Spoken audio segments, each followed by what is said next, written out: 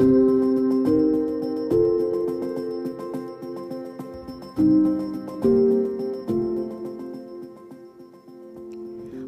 vous écoutez le podcast L'Ukraine face à la guerre. Ce podcast est enregistré en Ukraine et par des Ukrainiens.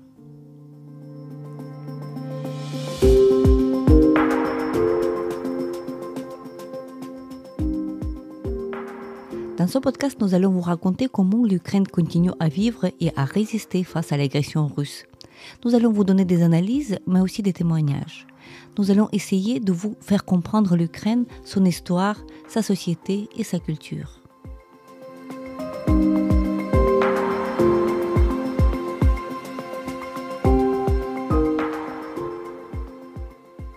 Je m'appelle Tetiana Ogarkova, je suis universitaire et journaliste, responsable du département international à l'Ukraine Crisis Media Center, une ONG dont la mission est d'informer le public étranger sur l'Ukraine.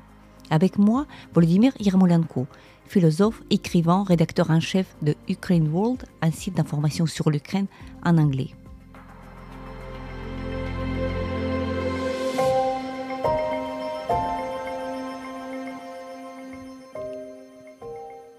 Aujourd'hui, nous allons aborder un sujet très vaste et très fondamental à la fois. Nous allons parler de la culture politique en Ukraine, l'intitulé exact est « Qui sont les Ukrainiens et que veulent-ils ?»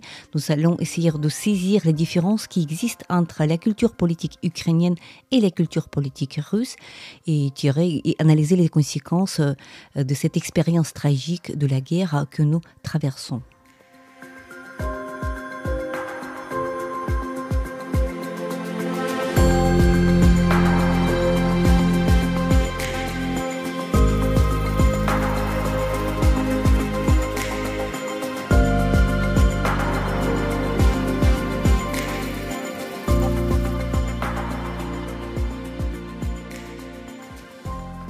Alors Volodymyr, nous débutons ce podcast en français, c'est notre première émission. Le sujet que nous avons sélectionné, qui sont les Ukrainiens, que veulent-ils? Nous rencontrons souvent des problèmes à expliquer comment, en quoi est-ce que la nation politique ukrainienne est-elle différente de la nation politique russe et pourquoi en fait nous avons découvert pas mal de choses sur notre peuple, sur notre nation, sur les Ukrainiens nous-mêmes aussi, après le début en fait de cette agression russe. Ma première question à toi donc serait de commenter comment est-ce que tu vois toi ces choses. Absolument, je pense que c'est très naïf de comprendre l'Ukraine seulement dans les termes ethniques ou dans les termes religieux ou dans les termes linguistiques. C'est une erreur la plus fondamentale qui a été faite par beaucoup des observateurs extérieurs sur l'Ukraine. Donc une capacité, non pas une capacité, mais une tentative de regarder l'Ukraine comme divisée entre des ukrainophones et russophones. Parfois, les gens disent divisée par des Russes ethniques et Ukrainiens ethniques ukrainiens, qui est absolument absurde de dire. Quelqu'un a dit qu'il y a une clash de civilisation, comme M. Huntington a dit, et je pense que c'était tout à fait pas correct de regarder l'Ukraine sous cette perspective, parce que c'est important de parler de l'Ukraine comme une sorte une culture politique, une tradition politique, une tradition des valeurs. Et si tu me demandes de faire une définition de la nation ukrainienne de façon comme une nation politique, je dirais que c'est une nation qui a essayé de maintenir les valeurs républicaines et antityranniques, ou bien on peut dire démocratiques, mais je préférais le mot républicain qui vient de ce concept de res publica ancien, antique romain, contre les valeurs tyranniques, impériales, totalitaires. Voilà. Oui, tout à fait. Donc, les valeurs républicaines, ça veut dire la chose commune, res publica, alors les choses qui nous unissent. Et donc, si on plonge dans l'histoire, on retrouvera assez facilement des prototypes de de cette république, en fait, dans l'histoire de l'Ukraine. On peut parler de quoi? On peut parler de l'époque cosaque, n'est-ce pas? On pourra parler de ces libertés fondamentales. On pourrait parler aussi de villes libres, n'est-ce pas, pendant le Moyen-Âge, ici en Ukraine, puisque plusieurs villes en Ukraine, et non seulement Kiev, bénéficiaient de ce droit de ville libre. On peut parler aussi de Sloboda, n'est-ce pas? Sloboda, ce sont des villages qui étaient peuplés par des populations libres, par des Cosaques aussi. Mais ça, Slobozhanщина, c'est la région de Kharkiv, c'est nord-est en fait de l'Ukraine. C'est là actuellement une région qui a été ravagée par cette agression russe et tout récemment libérée par l'armée ukrainienne en septembre 2022. Donc oui, en fait, cette organisation de la vie sociale, je vous dirais aussi que en fait, les liens horizontaux à l'intérieur de la société ukrainienne sont fondamentaux, n'est-ce pas? Donc si on regarde en fait la société russe, on voit tout de suite une hiérarchie, n'est-ce pas? Donc avec un président, avant c'était un tsar, avant c'était voilà, donc un tsar qui est à la tête, et après la nature même du pouvoir russe, c'est la verticale. Tandis qu'en Ukraine, il y a ce lien multiple, horizontaux, qui comptent, qui font la force de la société ukrainienne. On parle de pouvoir, donc forme de pouvoir, démocratie, oui, avec certains défauts, il faut l'avouer, mais quand même démocratie, mais à la fois cette société civile, n'est-ce pas, qui est extrêmement importante et vivante en Ukraine. C'est important de parler de deux niveaux, je pense. Un niveau, c'est un niveau réel, de la politique réelle. Et dans ce cas-là, il faut analyser, tu as mentionné les Cosaques, mais les Cosaques sont enracinés, je crois, dans la culture politique de Rzeczpospolita, d'une communauté polonaise et lituanienne pendant le 15e, 16e siècle. Et c'est très important de voir les enraciner dans cette culture politique. Et le même mot Rzeczpospolita, qui veut dire en polonais république, respublika. Mais de l'autre côté, on peut dire que l'État médiéval qui était en Europe orientale, qui était centré à Kiev, qu'on appelle Russe, donc c'était État médiéval, sa structure était une structure je dirais, des liaisons horizontales plutôt que les liaisons verticales.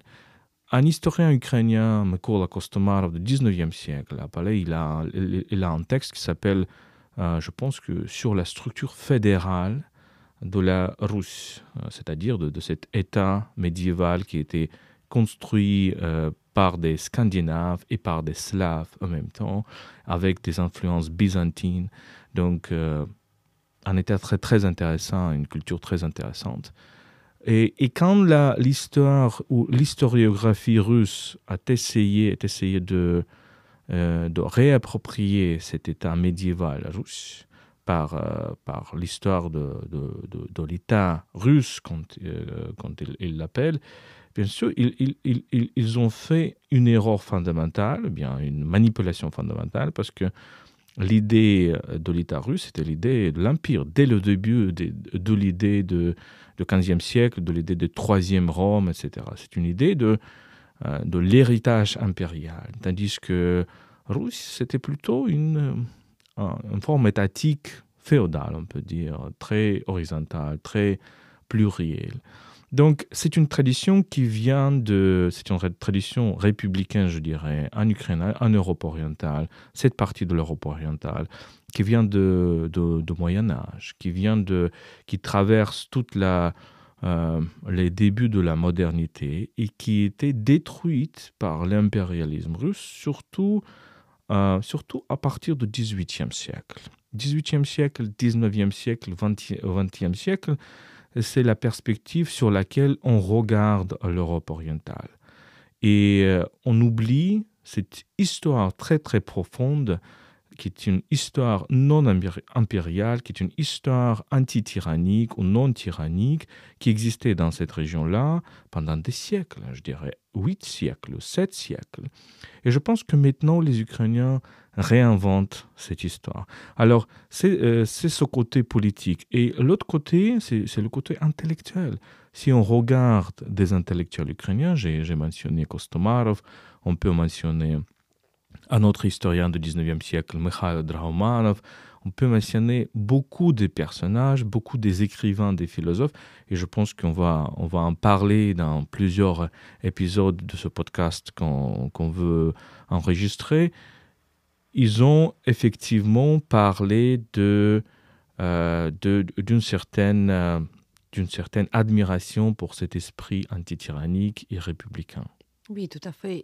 Et malgré en fait la réalité dans laquelle il vivait, on se souvient très bien de l'histoire de la Romanov qui était littéralement chassé en fait de l'empire par le pouvoir russe, n'est-ce pas? Donc il a vécu longuement à l'étranger, notamment parce qu'il était persécuté, parce que justement les idiots, les idées qu'il proposait, il allait à contresens de ce que l'empire russe voulait. En fait, oui, en effet, le problème qu'on a souvent avec l'Ukraine, c'est qu'on a toujours cette optique assez courte en fait, de quelques siècles, donc le 18e, une partie du 18e, largement au 19e, 20e siècle, c'est effectivement le temps où on peut dire que oui, malheureusement, l'Ukraine était dans cette, on va dire, zone d'influence, n'est-ce pas, de l'Empire, et donc, par une certaine paresse intellectuelle, plusieurs images, plusieurs voilà, donc visions de l'Ukraine se limitent à cela, tandis que justement, si on va plus loin, on va voir une histoire qui est beaucoup plus intéressante. En fait, il revient de cette pré-modernité, les temps modernes, Moyen-Âge aussi, donc le phénomène de Cosaque et tout ça, ça nous fait découvrir un autre visage de l'Ukraine et de démontrer que ce n'est pas du tout par hasard. C'est qu'aujourd'hui, nous voulons... Donc, si on revient à notre modernité, on voit que plusieurs républiques ex-soviétiques se sont retrouvées dans la situation d'une chute de l'Empire, n'est-ce pas? La chute de l'Empire soviétique en 91.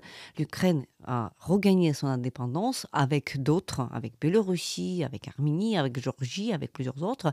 La Russie elle-même est devenue indépendante, n'est-ce pas? Un État-nation, mais justement, c'est faux, puisque la Russie n'est pas justement retournée à l'état de l'État-nation, et c'est ça qui pose en fait le problème. Et donc, on voit un autre chemin que notre pays a pris, puisque depuis 91, on a déjà vécu combien? Trois révolutions. D'abord, la révolution sur ce qu'on appelle la révolution sur le granit, 91,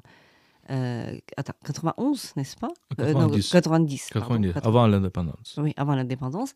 Ensuite, on peut parler de ce qu'on appelle la révolution orange, 2004, la révolution que nous avons connue nous-mêmes, qu'on était étudiants à cette époque-là, nous nous souvenons très bien, c'était le moment en fait du choix, on va dire... d'une démocratie, puisque la grande question posée par la révolution orange était la transparence des élections, c'est-à-dire la nature même du pouvoir, que vous ne pouvez plus tricher aux élections comme voulait faire à l'époque Yanukovych, et que en fait le pouvoir ça passe par des élections correctes, transparentes, et si le peuple choisit un président, c'est comme ça. Ça allait bien sûr avec le choix pro-occidental, puisque Yushchenko, on se rappelle très bien, Viktor Yushchenko, le président de l'Ukraine, il avait les orientations d'une part très pro-occidentale, mais à la fois, c'était, je dirais, le premier président de l'Ukraine qui était très attentif à l'histoire de l'Ukraine. C'était lui, d'ailleurs, qui a mis l'accent sur l'histoire tragique du XXe siècle. Il a parlé de Holodomor, par exemple. Il a découvert des pages qui étaient plutôt rasées avant lui. Donc, pour lui, la culture nationale ukrainienne était importante. Et donc, ensuite, en fond, la troisième révolution, la révolution de Euromaïdan, 2013-2014, la révolution tragique, puisque lors de ces 3 derniers jours très sanglants de cette révolution, il y avait des meurtres, n'est-ce pas? Il y avait des gens qui ont payé, en fait, par leur vie, le départ de Yanukovych. Donc, c'était une grande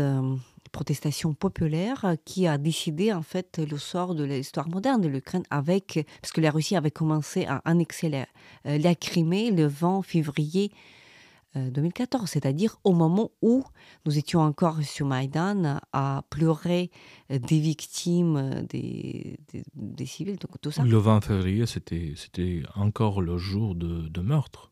Et justement. Et donc la Russie savait déjà que, en fait, oui, ça va dans la direction qu'elle, elle n'a pas prévue pour l'Ukraine. Donc le pays a vécu déjà 3 révolutions. On a survécu à donc Zelensky, Volodymyr Zelensky, c'est le 6e président de la République depuis 91. Par contraste, regardez ce qui se passe en Biélorussie avec Loukachenko et ce qui se passe avec Poutine qui est au pouvoir depuis plus de 20 ans. Donc cette idée de pouvoir qui peut changer, donc l'Ukraine est quand même très différente. Donc on peut dire que même côté formel de transfert du pouvoir, que se fait d'une manière démocratique, cette tradition existe en Ukraine. Absolument, et je pense que c'est très intéressant de voir la symbolique de ces révolutions. Comment les Ukrainiens qui ont été sur des Maïdan ont régénéré, si je peux dire, ont fait régénérer les images du passé, de ce passé de Cosaques. Par exemple, on a vu plusieurs gens qui avec vraiment ce symbolisme de Cosaques, de Sich, de cette quasi-état des Cosaques. Et après, à partir de 2014, quand on a eu cette guerre horrible qui dure maintenant, de façon encore plus horrible, mais on a vu des soldats qui ont fait comment tu dis en français ça, des haircuts.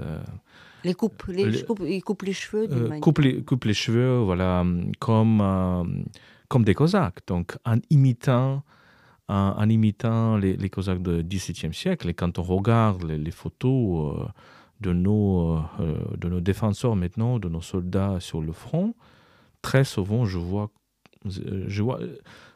comme les images du XVIIe siècle se réapparaissent. J'ai eu cette impression seulement quand j'ai visité des musées en France. Le Louvre, par exemple, regarder les portraits des rois et des reines français de cette même époque, du XVIIe, peut-être XVIe siècle. Et j'ai vu les mêmes visages sur les rues de Paris, j'avais l'impression. Donc c'est intéressant, mais c'est intéressant de voir comment les Ukrainiens, en fait, l'histoire de l'Ukraine est très profonde. Et c'est une illusion de voir cette histoire, seulement une histoire qui a commencé en 1991. C'est une histoire qui date des siècles et vraiment on peut parler de Russe médiévale, mais on peut aller encore plus loin. On peut parler des Skythes, on peut parler des Sarmates, on peut parler des Grecs aussi. Des Grecs aussi. On peut parler aussi une certaine partie de l'histoire scandinave, parce que l'histoire scandinave était aussi très importante pour l'histoire de Kiev, notre capitale. Alors, c'est très important de regarder cette histoire en profondeur. Et pourquoi le cas ukrainien est très intéressant? Parce qu'on a habitué de regarder les histoires en 19e siècle, l'histoire des États. À partir du XXe siècle, on commençait de regarder les histoires des peuples, des communautés, des villes, des ethnicités, des nations, de territoires, c'est très important.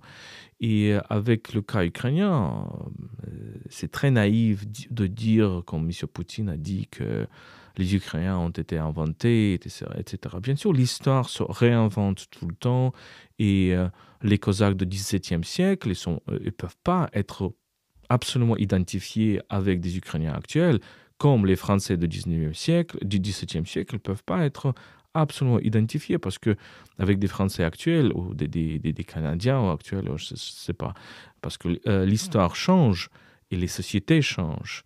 Ils vont une évolution de la société des États, premier État, deuxième État, troisième État, vers une société des nations à partir du 19e siècle. Mais ce qui est intéressant, c'est cette continuité. Quand les Ukrainiens regardent le passé, ils se ils se reconnaissent dans le passé, n'est-ce pas? Oui, tout à fait. C'est comme un miroir, voilà, dans lequel on regarde. Et c'est vrai. Donc là, je partage justement les émotions que partagent plusieurs Ukrainiens, des millions, je dirais, aujourd'hui. Donc aujourd'hui, on lit beaucoup de classiques. On lit Lesya Ukrainka, on regarde Taras Shevchenko, qui est le poète national. Mais c'est vrai qu'on a tous appris Taras Shevchenko à l'école, à l'université. C'était quelque chose d'obligatoire, mais ça n'avait ça n'avait pas tellement de sens. Non, mais aujourd'hui, quand on voit par exemple un vers, un poème de Shevchenko qui est affiché sur un panneau d'une ville qui était occupée, donc tout d'un coup les troupes ukrainiennes viennent et libèrent le panneau, on voit le poème de Shevchenko, c'est une émotion inimaginable qu'on ressent, parce qu'on voit comme si on voyait le développement de la vérité. Et c'est-à-dire que ça commence à avoir du vrai sens et le vrai pouvoir pour des millions aujourd'hui. Oui, c'est intéressant. Et on fait une petite pause, et puis on va continuer, on va parler de la façon dans laquelle cet esprit horizontal, on peut le trouver maintenant dans cette guerre.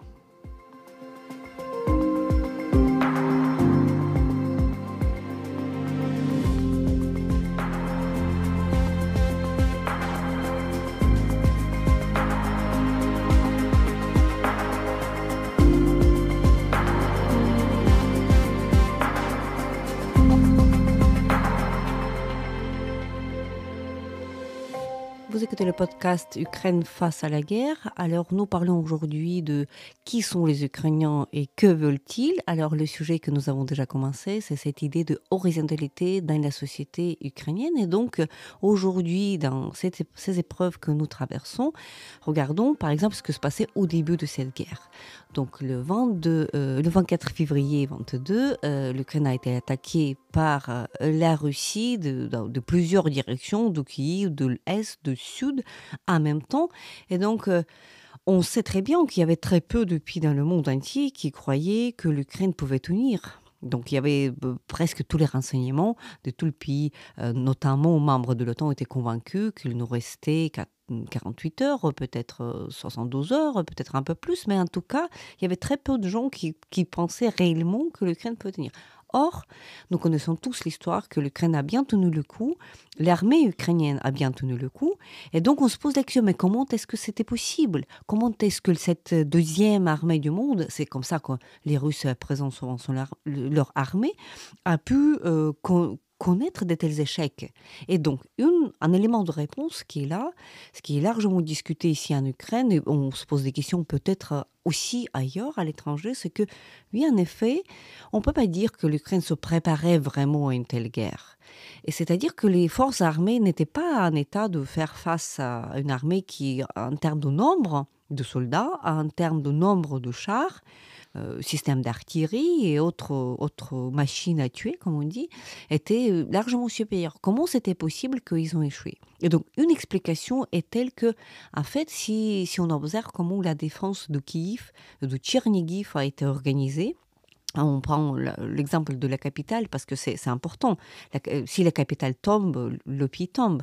Donc on a vu qu'avec des forces inférieures, mais avec justement des liens horizontaux entre des petites unités militaires dispersées dans ces marais, dans ces bois du nord de l'Ukraine, du nord de la capitale, l'armée ukrainienne a réussi à organiser une manière de défense qui était très effective en fait, qui a réussi à combattre et à détruire des colonnes de chars qui s'éteignaient jusqu'à 60 quelques kilomètres. On a vu tous les images de cette colonne de chars qui s'approchait de Kiev, qui est une attaque du masse en fait, avec un effort décentralisé, une fois de plus, avec des ressources très limitées, mais une coordination qui ne se passait pas par l'état-major qui se retrouvait à Kiev, mais justement sur le terrain.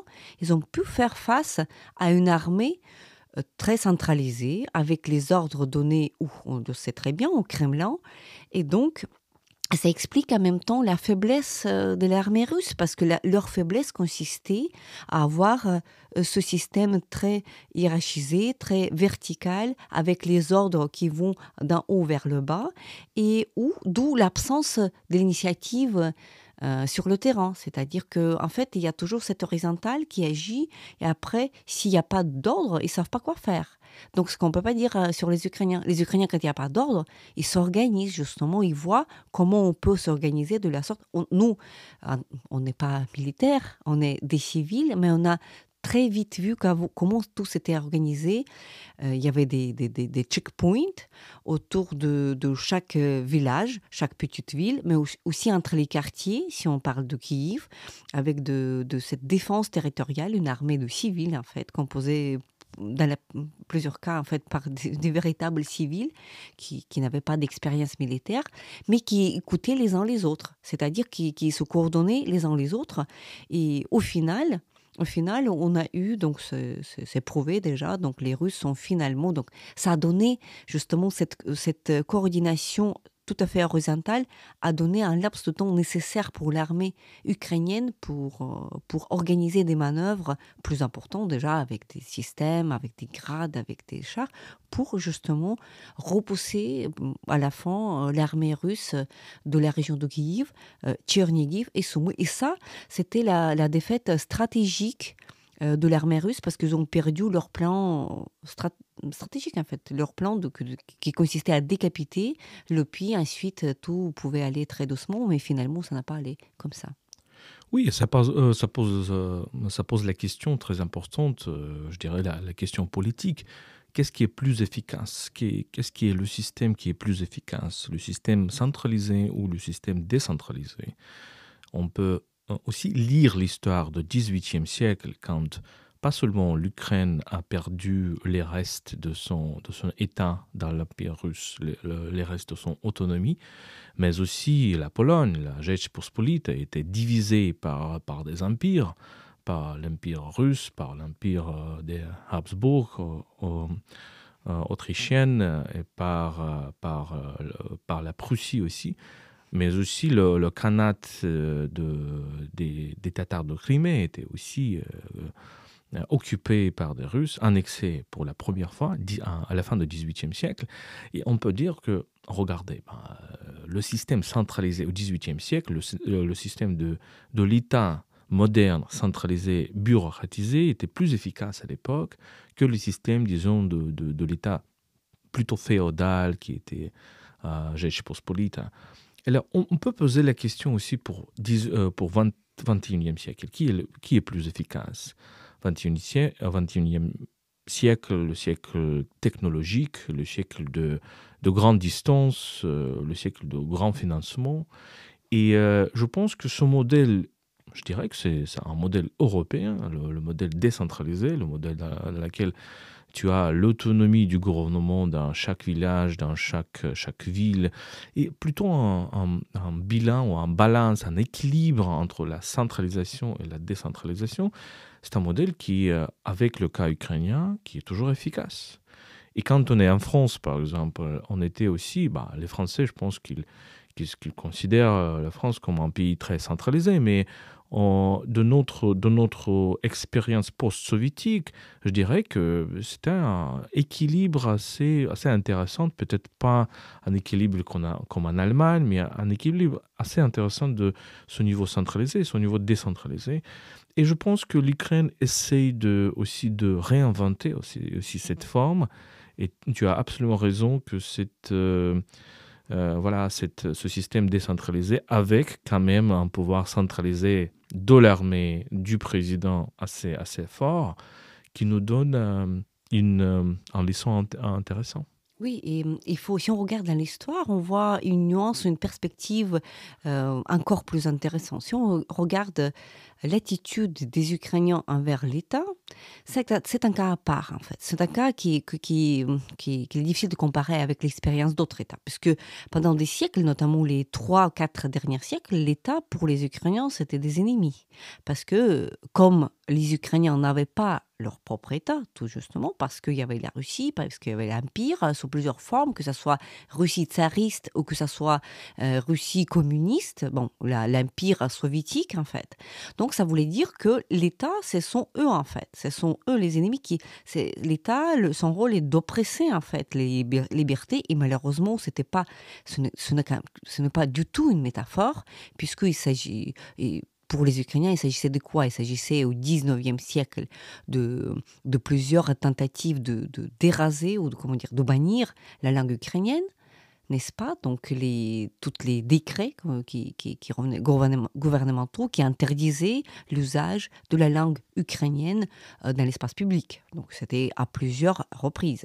Ensuite, pendant l'époque soviétique, il y avait beaucoup de meurtres, de crimes, de systèmes totalitaires qui écrasaient en fait les Ukrainiens.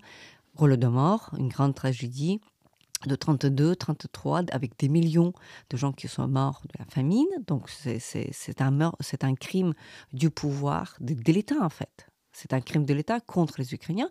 Donc, d'où cette attitude très, très ukrainienne, je dirais, envers les structures d'État qui est là aujourd'hui. Et parfois, on essaie de passer outre, on essaie de regagner la confiance en fait dans les structures d'État et ça passe avec beaucoup de problèmes, notamment parce que historiquement les Ukrainiens se méfiaient de l'État parce que l'État ne les appartenait jamais. Donc aujourd'hui, à partir de 91, l'Ukraine a son propre État, donc post-soviétique, donc qui a cette processus d'évolution compliqué et c'est toujours une évolution. Et donc, pour regagner la confiance dans les structures d'État, il nous fallait pas mal de temps, en fait. Et c'est une tâche qui n'est pas terminée. Donc, d'où, en fait, le contraire, en fait, la force de s'organiser dans les structures qui ne sont pas étatiques. D'où, par exemple, ce qu'on appelle la société civile en Ukraine.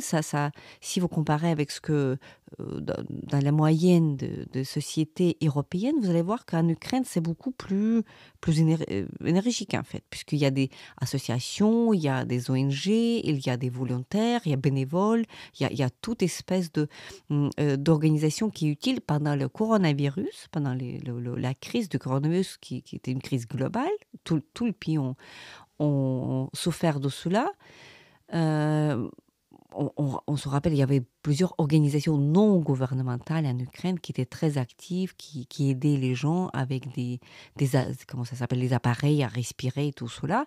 C'était même, donc avec cet effort d'État, un effort centralisé, il y avait des volontaires, toujours les volontaires, d'ailleurs souvent en Ukraine les mêmes qui s'occupaient des déplacés en 2014-15 et qui aujourd'hui s'occupent de l'aide pour les militaires ou pour l'armée ou pour des déplacés une fois de plus. Donc ce sont toujours le noyau dur de la société ukrainienne, ce sont des activistes jusqu'aujourd'hui. Donc mais ça ne veut pas dire que l'État n'existe pas, mais ça veut dire que ce noyau dur de la société ukrainienne composé une fois de plus des bénévoles, mais aussi de gens d'affaires, donc toute cette partie active de la société qui exerce un contrôle très ferme sur les décisions d'État aussi.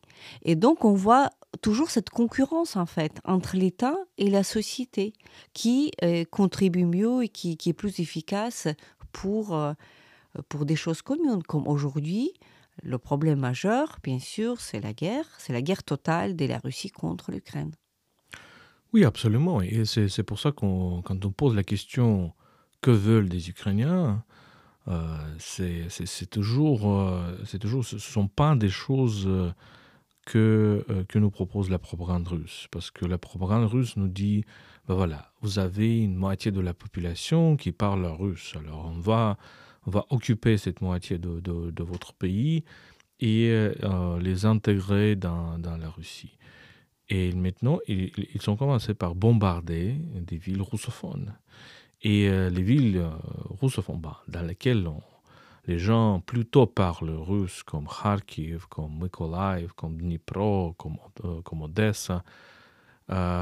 Même avant cette invasion de 24 février, selon les sondages, la majorité des gens ont été très sceptiques, voire hostiles à la Russie. Pourquoi? On peut poser la question. Parler la même langue? Oui, ils parlent la même langue, mais avec des différences d'ailleurs régionales, mais ce n'est pas la question linguistique, ce n'est pas la question ethnique qui jouait le rôle majeur, ce n'est pas la question religieuse, disons, parce que la majorité des Ukrainiens sont des orthodoxes, la christianité, le christianisme oriental, mais c'est surtout la question des valeurs.